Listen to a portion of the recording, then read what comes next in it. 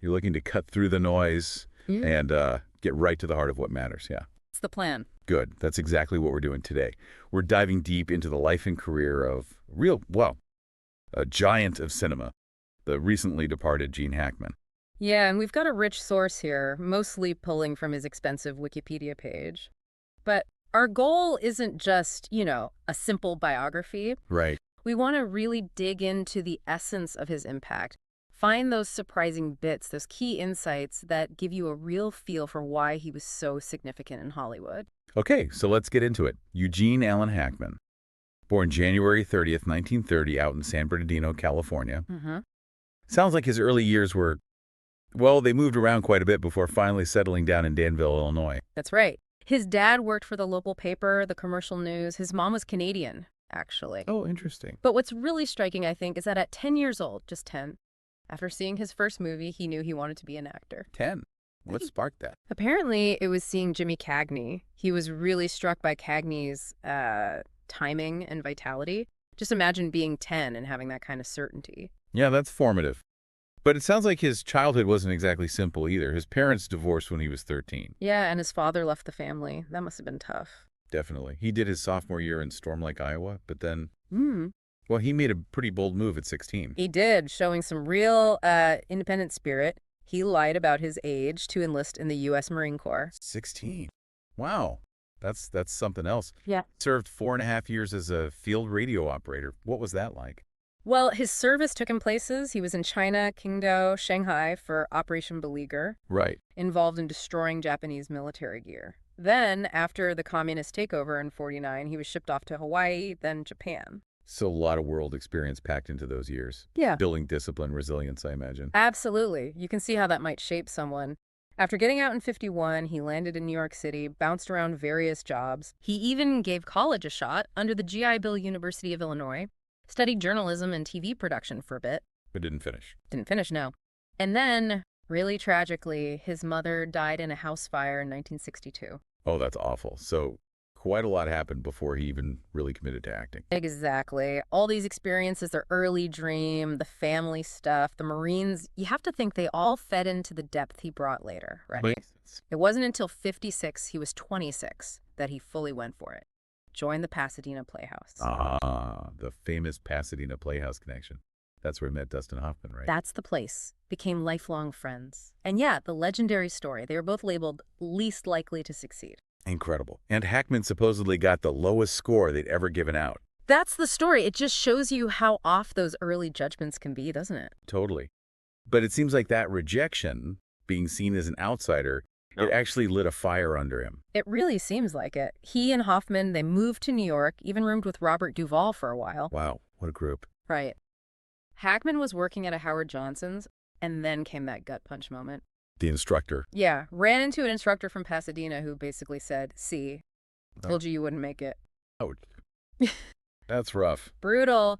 But Hackman talked about how that kind of stuff, that rejection, it just made him more determined. He called it psychological warfare. He wouldn't be beat.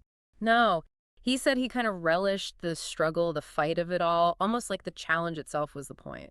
That us against the world thing. Exactly. He was all in. He started getting off-Broadway parts in the late '50s, little bits in films like Mad Dog Call, tons of TV work in the early '60s. Like what? Oh, shows like Tallahassee 7000, Route 66, The Defenders. He was putting in the work, building his craft bit by bit. Laying the foundation, yeah.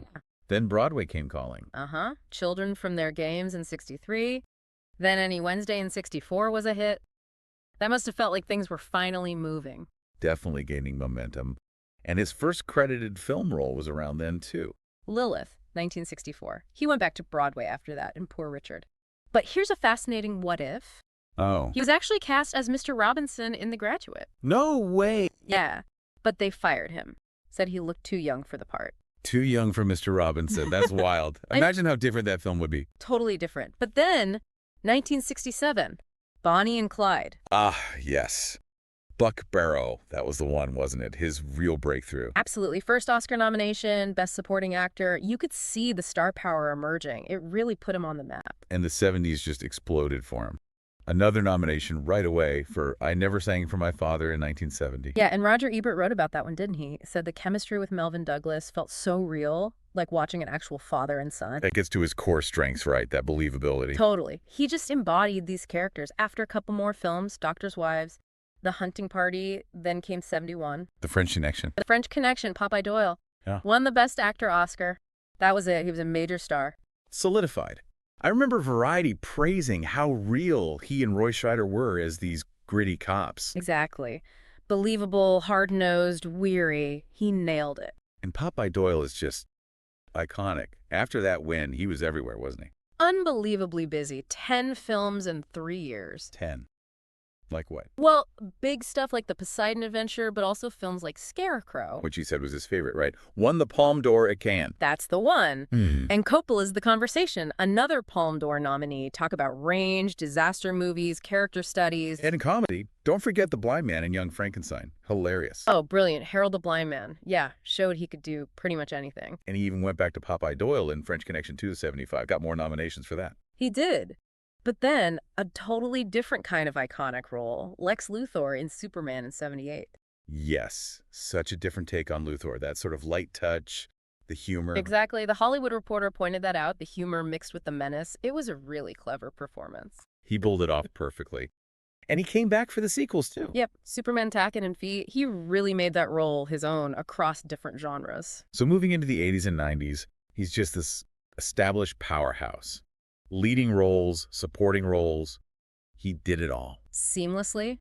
Films like Reds, and of course Hoosiers. Oh, Hoosiers, still one of the all-time great sports movies. Absolutely, and he just kept working. Between 85 and 88 alone, he was in 9 films. 9. That's quite a pace. Then Mississippi Burning in 88. Powerful stuff. Playing that FBI agent investigating civil rights murders. Got another Best Actor nomination for that one.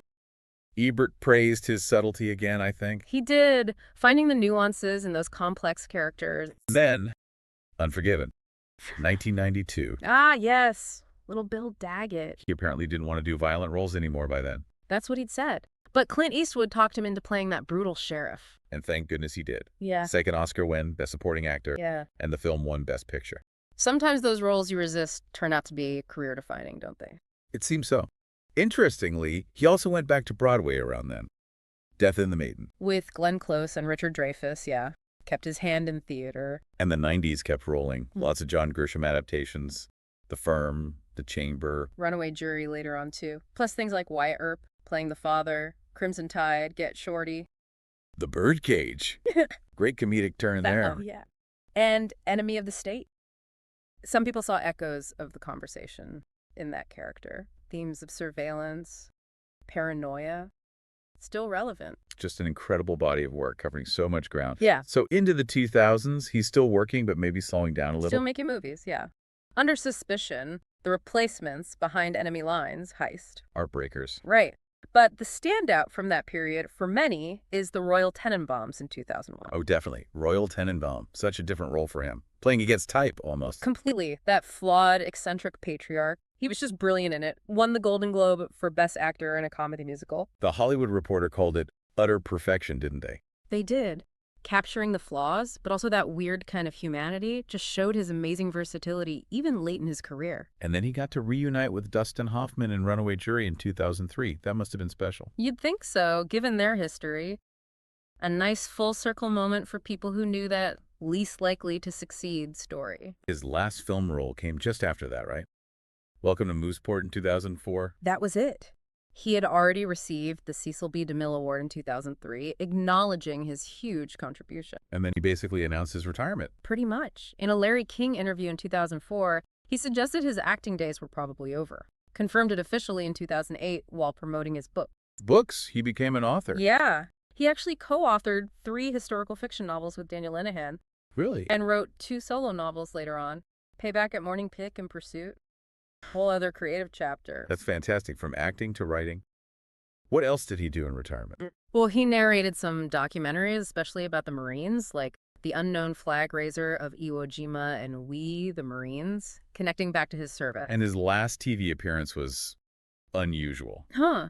Yeah, Diners, Drive-Ins, and Dives in 2008. A bit unexpected. Definitely. Why did he decide to retire from acting, ultimately? He mentioned later in 2009 that a really stressful heart test contributed to the decision. Health reasons, basically. Understandable. Though he did leave the door slightly ajar. Just to crack.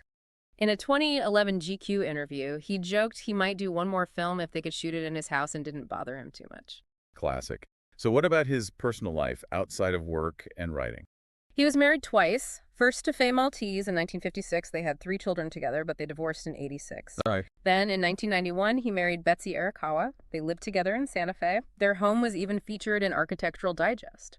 Seems he had an eye for design. Interesting. Any other pack-ins? Hobbies? But yeah, he was apparently quite political, generally supported the Democrats, but had a soft spot for Ronald Reagan. And he loved sports car racing. Actually won a celebrity race in Long Beach once, and even competed in the 24 Hours of Daytona. Wow, seriously. Racing. Serious.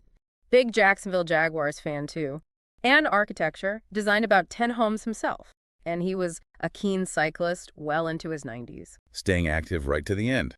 Did he have health issues later on, besides the heart test? He had angioplasty back in 1990. And there was an incident in 2012 where he was hit by a pickup truck while cycling in Florida. Oh no. Was he badly hurt? Initial reports sounded serious, but thankfully it turned out to be minor bumps and bruises. Scary, though. Definitely. Which brings us, sadly, to his passing. The circumstances were quite tragic, weren't they? They were very sad, yes. In his final months, neighbors noticed he wasn't doing well, communication was difficult. His wife, Betsy Arakawa, passed away at home from hantavirus pulmonary syndrome. Oh, that's terrible. Hantavirus. Yes, and the belief is, because of his advanced Alzheimer's disease, Gene likely couldn't really comprehend that she had died. That's heartbreaking. He himself passed away around February 18th, 2025. He was 95. The cause was severe heart disease, complicated by the Alzheimer's and kidney disease. And they were found later. Yes. Sadly, their bodies and one of their dogs were discovered on February 26th. A very difficult end. Just incredibly sad. And there were details about their wills, too. Yeah, adding another layer. His will from 95 left his estate to Betsy. Her will stated that if they died within 90 days of each other, her assets would go to charity. Wow. Speaks to their bond, even in how they planned for the end. It really does. And the tributes that poured in after his death just showed the immense respect people had for him. Absolutely. Clint Eastwood, Coppola, his old friend Dustin Hoffman, Morgan Freeman. So many major figures. Peter Bradshaw in The Guardian wrote a really poignant piece saying his death felt like the end of the American New Wave cinema era, and that Hackman just elevated every single scene he was in. That feels right. He had that presence. The sheer volume and sincerity of the tributes really tell you everything about his legacy in the industry. So, as we wrap this up, what a journey. From least likely to succeed to double Oscar winner. The range, the dedication. We've seen his versatility across comedy, drama, thrillers, his commitment to the craft, and those really poignant details about his final years. This really has gone beyond just a biography, hasn't it? Definitely. You get a sense of the resilience, the complexity, not just the talent. He left such an indelible mark on American film. He really did. So as you think about all this, consider the performances that stick with you. Why does his work still resonate so strongly? What does that whole journey, the setbacks, the triumphs, tell you about talent, about sheer perseverance, and, well, the lasting impact an artist like Gene Hackman can have? Something to chew on. That's